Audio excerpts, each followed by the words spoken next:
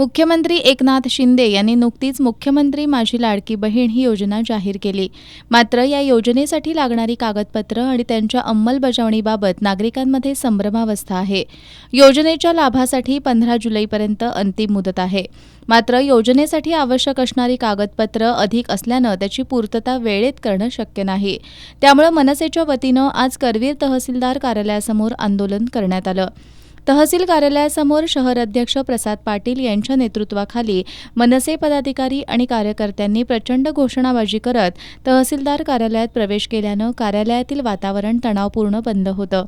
या योजनेसाठी लागणाऱ्या कागदपत्रांची शासकीय स्तरावरून तातडीनं पूर्तता करण्यात यावी अशी मागणी शिष्टमंडळानं यावेळी केली. मागण्यांचं निवेदन तहसीलदार स्वप्नील रावडे यांना देण्यात आलं. यावेळी शहराध्यक्ष प्रसाद पाटील, अभिजित पाटील, निलेश आजगावकर, अरविंद कांबळे, सुनील तुपे, राजन हुल्लोळी यांच्यासह मनसेचे पदाधिकारी आणि कार्यकर्ते उपस्थित होते.